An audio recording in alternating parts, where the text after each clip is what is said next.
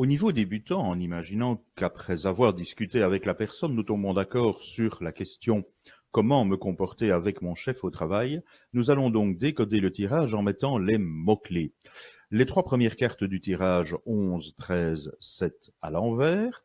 Nous pouvons retenir que la première carte posée, c'est la raison consciente de la présence du consultant au tirage, tandis que la carte tirée en deux, son état d'esprit présentement, c'est-à-dire au moment où elle pose les cartes, sera représenté ici par l'arcane 13.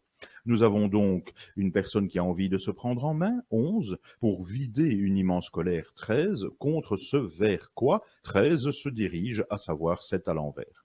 7 à l'envers, ça tombe bien, c'est justement la carte qui représente le supérieur hiérarchique au travail. Nous observons que cette carte elle-même regarde quelque chose, la carte qui suit, que nous aurons positionnée juste après.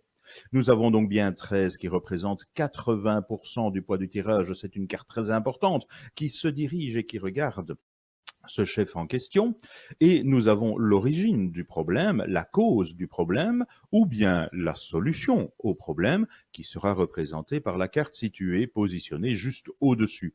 Ça tombe de nouveau bien, puisqu'il s'agit de la carte qui représente le travail, le travailleur, le monde du travail.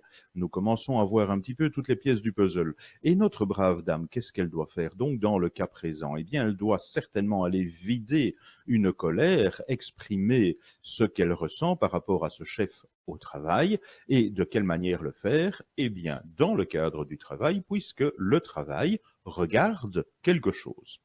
Nous sommes dans ce cas-là avec les deux cartes qui sont à l'origine du tirage, qui poussent tout le tirage, elles sont à gauche. Nous avons à la fois une femme de tête, l'impératrice, et une femme bien courageuse, la force. Dans les deux cas, nous avons aussi une carte qui représente un personnage qui tient un animal en main, autrement dit, tenir son animalité, tenir ses instincts, ses comportements instinctifs. De même, les deux personnages sont couvertes. Les deux dames sont couvertes avec un couvre-chef, ce qui signifie bien qu'il faut rationaliser, mentaliser. Pas question de laisser déborder ses émotions, que du contraire, il faut donc aller les maîtriser. Ce qui nous donne une conclusion, puisque si on fait tout ça, on aboutit sur une carte qui est isolée et qui est à la fin, le soleil, plutôt de bon augure, ça rayonne, c'est la joie, le bonheur. Mais ce qui nous intéresse surtout ici, c'est le fait de voir les deux petits personnages qui s'entraident, qui sont là à l'amiable. Résultat des courses, l'ensemble du tirage pourrait donc répondre de cette manière à la question.